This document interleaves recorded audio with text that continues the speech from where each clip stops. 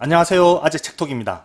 왜 자유무역은 작은 나라의 생존에 결정적인가 2편 영상을 이어가 보겠습니다. 바로 시작할게요. 지난 영상에서 이상적인 국가의 크기는 국제무역의 개방성에 달려있다라고 말했었죠. 자유무역이 열려있을 때는 작은 무역 국가들이 강세를 띄었고, 자유무역이 폐쇄되었을 때는 영토나 인구가 큰 나라들이 유리하다고 했습니다. 이제 역사는 흘러서 2차 대전이 끝나고 미국과 소련이 이제 냉전에 돌입했습니다. 미국은 자유진영에서 자유무역 체제를 수립했고, 다시 작은 무역 국가들에게 우호적인 환경이 조성되었습니다. 제일 먼저 치고 나간 것은 이제 패전국인 일본과 독일, 그러니까 이제 분단된 서독이었습니다. 미국의 해구산의 보호 아래 비무장 상태에서 경제발전에 전념한 결과 이 두 나라는 엄청난 성장세를 이루었습니다. 그 다음은 아시아의 4마리의 호랑이들의 차례였습니다. 한국, 대만, 홍콩, 싱가포르, 호랑이라고 하기도 하고 용이라고 하기도 하고 그러죠. 여튼 이 나라들은 미국이나 소련 같은 대국보다 더 빠르게 성장하면서 국제적인 명성을 얻었습니다. 이 작은 무역 국가들은 영토 야망을 품거나 해외에 군사력을 투입하려 하지 않았습니다. 미국이나 소련은 그때 베트남과 아프간에서 군사적으로 뻘짓하면서 허우적거리는 데 반해서 이 나라들은 경제에 초집중할 수 있었던 것이죠. 하지만 1990년대에 들어오면서 무역국가 모델이 한계에 부딪힙니다. 일본은 1985년 플라자 합의로 무역국가로서의 상승세가 꺾이게 됩니다. 다들 아시다시피 그 이후에 이제 엄청난 버블이 생겼어요. 1987년에 그 캘리포니아 주의 땅을 전부 합쳐도 도쿄 황궁의 땅값에 못 미칠 정도로 일본의 경제 거품이 심했다고 합니다. 하지만 결국 일본은 주식시장과 부동산 시장이 괴멸되면서 잃어버린 20년으로 진입했습니다. 이 그래프는 일본의 6개 대도시의 부동산 거품의 붕괴 과정을 보여주는 그림입니다. 이 빨간 선이 상업용 부동산이고 파란 선이 주거용 부동산 가격이라고 하네요. 완전히 폭망했죠. 이제 뒤이어 10년 후에는 한국을 비롯한 아시아의 4마리 호랑이들이 1997년 금융위기에서 망가져버렸습니다. 이제 로저 크랜스 교수는 작은 무역 국가들의 실패와 한계는 그 전제 자체가 너무 취약하기 때문이라고 말합니다. 이 나라들이 성공하기 위해서는 쉽게 상품을 팔고 신속하게 자금을 빌릴 수 있는 개방된 국제시장이 필요합니다. 그러나 그 전제는 언제든지 바뀔 수 있는 것이죠. 1997년 아시아 금융위기 때 앨런 그린스펀은 이렇게 말했다고 하네요. 그 나라들에는 스페어 타이어가 전혀 없었다. 로저 크랜스 교수는 21세기 들어서 다시 큰 국가들의 시대가 도래했다고 말합니다.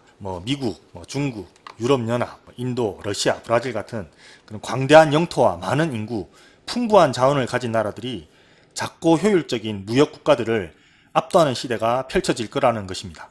그러면 다시 이제 무역의 시대가 지고 정복의 시대가 오느냐? 그건 아니죠. 이 정복은 이제 시대착오이고 이제는 가능하지도 않죠. 그러나 정복이 아니더라도 여러 나라들이 연합을 이루어서 경제적 영토를 키우는 방식으로 덩치를 불리는 것이 가능합니다. 로저 크랜스 교수는 그 중요한 예를 유럽연합에서 보고 있습니다. 유럽은 왜 유럽연합이라는 이 거추장스러운 옥상옥, 그러니까 이제 국가 위에 국가를 만들었을까요? 그것은 1945년 전후에 유럽의 이제 지도자들이 분리된 독립국가 체제로는 미국이나 소련과 동등한 기반에서 경쟁할 수 없다는 것을 인정했기 때문입니다. 미국과 소련은 수억 명의 인구를 거느린 대륙 규모의 강대국이잖아요. 잽이 안 되죠. 그러니까 덩치를 키워야 한다, 이런 결론에 이르게 된 거죠. 유럽연합을 설계한 사람은 장 모네라고 하는 프랑스의 경제학자인데요. 이분이 이제 원래는 이름이 없는 중개상에 불과했다고 합니다. 당시 프랑스는 드골 대통령의 민족주의가 위세를 떨쳤어요. 왜? 당연하잖아요. 이 독일 놈들 때문에 우리 프랑스가 전쟁에서 폐허가 되고 이 고통을 당했는데 이 독일 자식들 영원히 일어나지 못하도록 밟아버려야지. 이 참 당연한 반응이죠. 하지만 이제 모네는 유럽 국가들이 한때 이렇게 뭉칠 때만 미국과 소련이라는 두 초강대국과 제대로 된 관계를 맺을 수 있다고 생각했습니다. 그래서 이제 프랑스 사람들을 설득하는 것을 넘어서서 독일인들까지 설득했어요. 그렇게 해서 모네는 로베르 시망이라는 프랑스의 외무장관과 힘을 합쳐서 결국 유럽 경제 공동체를 창설하게 됩니다. 유럽 경제 공동체에서 더 발전해서 지금의 이제 유럽 연합이 되었죠. 유로화까지 만든 유럽 연합은 이제 경제적으로 통합된 국가들의 연합으로서 국제 질서에서 묵직한 그런 존재감을 드러내고 있습니다.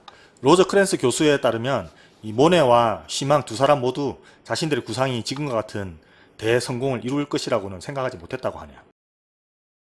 그에 반해서 아시아는 19세기의 유럽과 비슷하다고 합니다. 경제적으로는 서로 밀접하게 연결되어 있지만 정치적으로는 분열되고 서로 반목하고 있습니다. 최근 중국이 경제적으로 부상하고 영토적 야심을 보이면서 일대 이제 정치적 긴장이 높아지고 있죠. 일본도 재무장을 추진하고 있는데 과거의 그 제국주의 침략사를 반성하기는커녕 적반하장으로 오히려 한국에 경제적 압박을 가하고 있습니다. 동북아 평화를 위협하는 북한의 핵무기는 말할 것도 없고요. 이 모든 것들이 동아시아 정치에서 원심력으로 작용합니다. 게다가 국제 분업 질서인 글로벌 서플라이 체인이 정치적인 이유로 해체되고 있습니다. 이 아이폰 한 대를 만들려고 해도 이 설계와 디자인은 미국이, 소재는 일본이, 부품은 한국과 대만이, 그리고 조립은 중국이 하는 그런 체제가 만들어졌었는데 이게 지금은 미중 무역 전쟁이다, 한일 갈등이다, 이래서 크게 흔들리고 있는 실정이죠.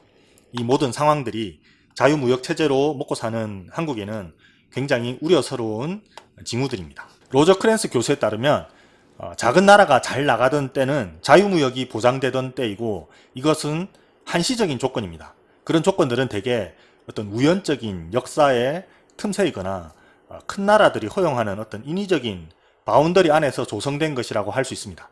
그러고 보면은 이제 일본이 지금 한국을 위협하면서 자유무역 체제를 파기하려는 것은 자기 무덤을 열심히 파고 있는 것이죠.